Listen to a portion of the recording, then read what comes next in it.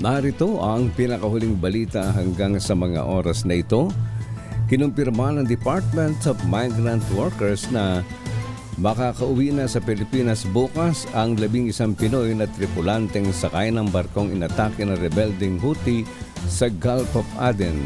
Ayon kay DMWD Officer in Charge Hans Leo Hakdak, kabilang dito ang 10 Pinoy na nakaligtas at isang nagtamo ng minor injuries. 2 Pinoy seafarers naman ang nananatili sa ospital pero stable na umano ang kondisyon. Hinihintay na lamang na maging fit for travel ang mga ito upang makauwi na rin sa bansa. Ayon pa sa DMW, ongoing na ang recovery operations sa retrieval ng 2 Pinoy na nasawi sa nasabing insidente. Lumipad na patungong Europa si Pangulong Ferdinand Marcos Jr. para sa working visit sa Germany at state visit sa Czech Republic. Kasama ng Pangulo sina First Lady Lisa Marcos at ilang matataas na opisyal ng gobyerno, kabilang na sina Senate President Juan Miguel Zubiri at Speaker Martin Romualdez. Mula ngayon, March 11 hanggang March 13, bibisita si PBBM sa Berlin, habang March 13 hanggang 15 naman sa Prague. Ayon sa Presidential Communications Office, ang pagbisita sa dalawang bansa ay mula sa imbitasyon ni German Chancellor Olaf Scholz at Czech President Petr Pavel. Magsisilbi namang caretaker ng bansa si Vice President Sara Duterte habang nasa abroad si PBBM. Mula sa DZRH News Center, ako naman, Andy Verde. Tuloy-tuloy sa pagbabalita, tuloy-tuloy sa serbisyo, sama-sama tayo, Pilipino.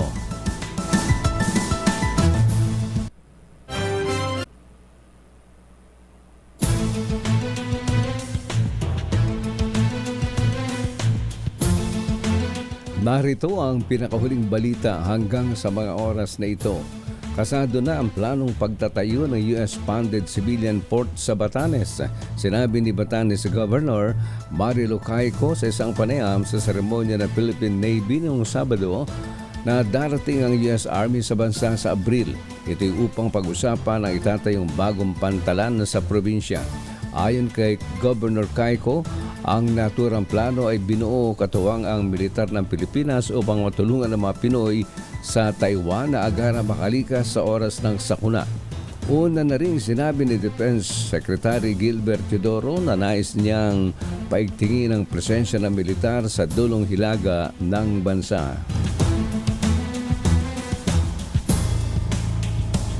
Umakyat na sa 1.23 bilyong pisong halaga ng pinsala ng El Nino phenomenon sa bansa.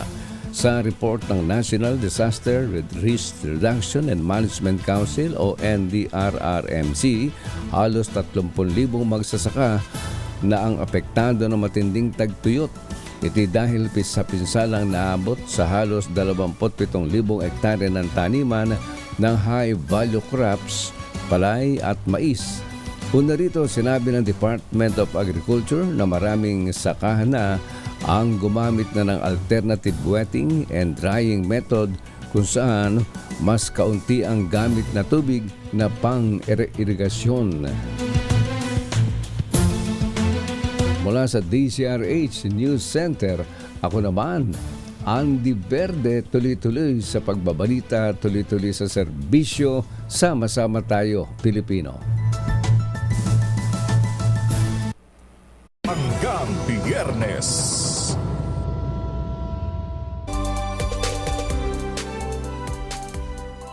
Ang oras sa buong kapuluan, 1 minuto, makalipas ang 1:00. RH Rapido Hataw Balita.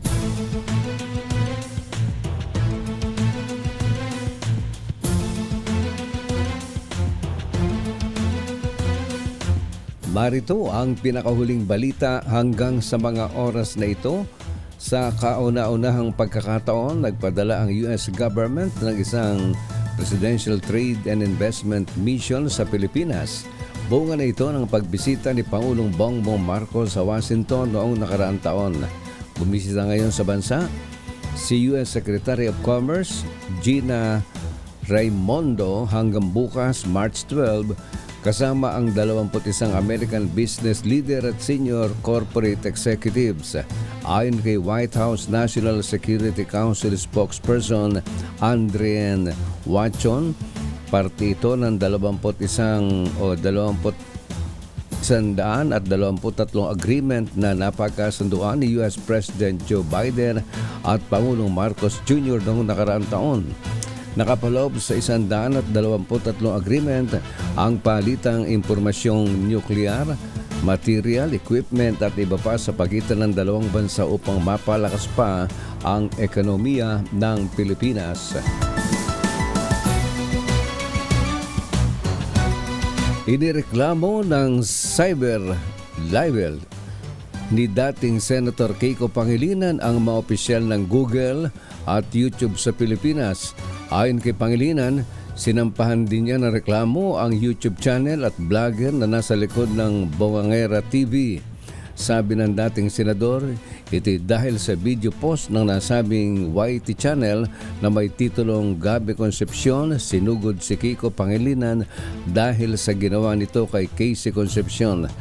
Giit ni Pangilinan, mapanira ang mga peking impormasyong ipinakakalat laban sa kanya at mismong asawa niyang si Sharon Cuneta nagsabing magsalita siya upang ipaabot sa publiko ang kanilang saloobin sa naturang issue. Mula sa DCRH News Center, ako naman, Andy Verde. Tuloy-tuloy sa pagbabalita, tuloy-tuloy sa serbisyo. Sama-sama tayo, Pilipino.